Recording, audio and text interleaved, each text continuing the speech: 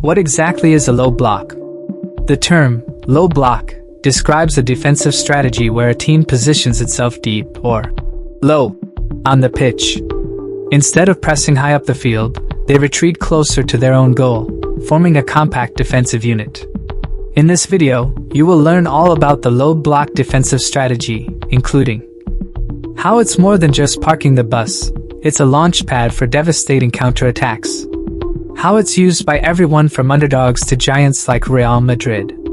How it's like a modern-day Spartan phalanx, absorbing pressure and striking with precision. Before we continue, please take a moment to subscribe. It costs you nothing, but it helps us a lot. Your support keeps us creating, growing, and bringing you even better content. So hit that button and be part of the journey. Now, let's get back to the video. At its core, the low block is a defensive strategy where a team positions itself deep, closer to their own goal. They form a compact, organized unit, minimizing space, especially in the crucial central areas. This forces the attacking team wide, often funneling them into crossing situations. And statistically, crosses are a less efficient way to score than other attacking methods. Think about it. How many perfectly placed crosses lead directly to goals compared to well-worked-through balls or quick 1-2s inside the box? The odds are often in the defender's favor when the attack comes from wide. But the low block is more than just about preventing goals. It's a launch pad for devastating counterattacks, turning defense into a potent offensive weapon. Imagine this. The opposing team is pouring forward, committing players high up the pitch. They're trying to break down your compact defensive shape, probing for weaknesses. They're getting frustrated, maybe even a little complacent. And then, BM! You win the ball back. One quick pass, maybe a well-timed through ball, and suddenly you're attacking.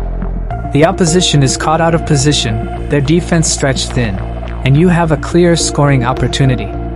This is the power of the low block. It lures the opponent into a false sense of security, creating opportunities for rapid transitions and quick strikes.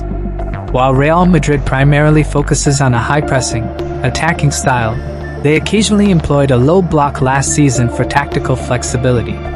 This was seen in situations where they needed to protect a lead late in a game, or when facing a particularly dangerous opponent. By dropping deeper and narrowing the space between their defensive lines, Real Madrid aimed to deny the opposition clear scoring opportunities and force them into less dangerous areas. This tactical adaptation allowed them to manage games effectively and conserve energy when needed. This strategy was evident in the second leg of their Champions League tie, after Real Madrid took the lead thanks to a goal by Rodrigo. In the 75th minute, Madrid applied a low block, with all 10 outfield players behind the ball in their own half. Unfortunately for them, Manchester City managed to score via a poor clearance by a Real Madrid defender, highlighting the risks even with a compact defensive setup.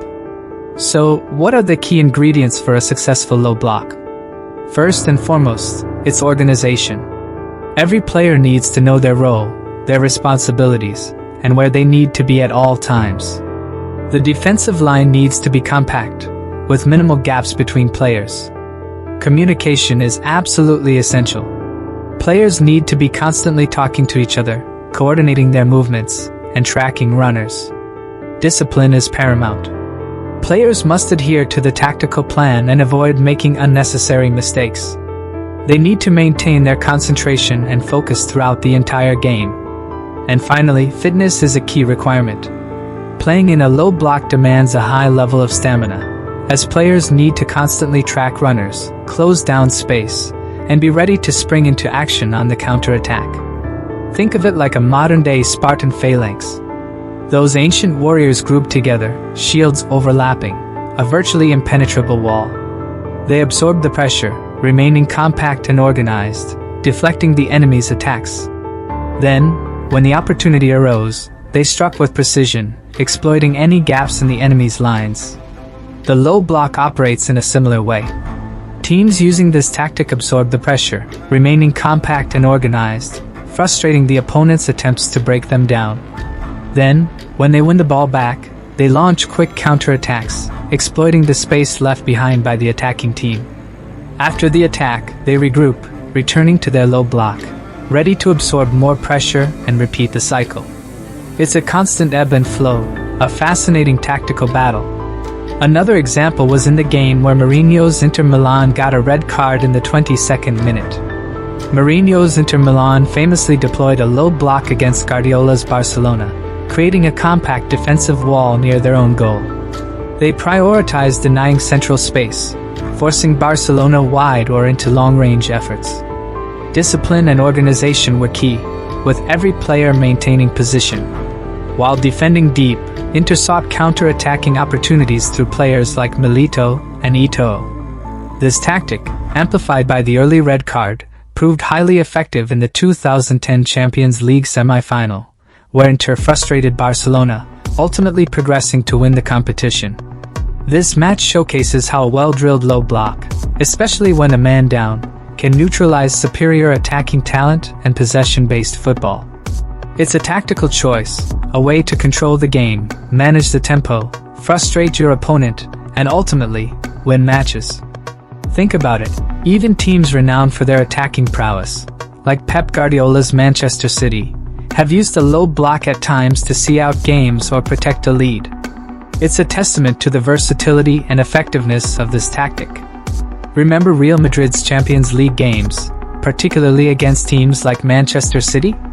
They often utilized the low block, frustrating City's attempts to play through them, and then striking with deadly efficiency on the counter-attack. It allowed them to control the tempo of the game and ultimately secure crucial victories. The low block isn't a magic bullet. It has its limitations. It can be a passive approach, and if not executed correctly, it can invite pressure from the attacking team.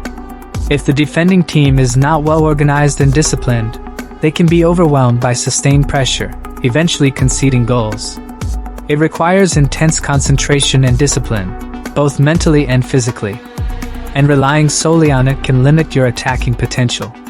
If you're constantly defending deep, it can be difficult to create scoring opportunities of your own. Finding the right balance between defense and attack is crucial. YouTube suggests a video about Nottingham Forest's surprising 2024 season. It focuses on their impressive rise from relegation candidates to third place, powered by a solid defense and effective counter-attacking football. Milinkovic and Murillo are highlighted as crucial players. The video likely analyzes their tactical approach and considers if they can sustain this form. It offers insights into their season and future potential, encouraging viewers to speculate about their final league position.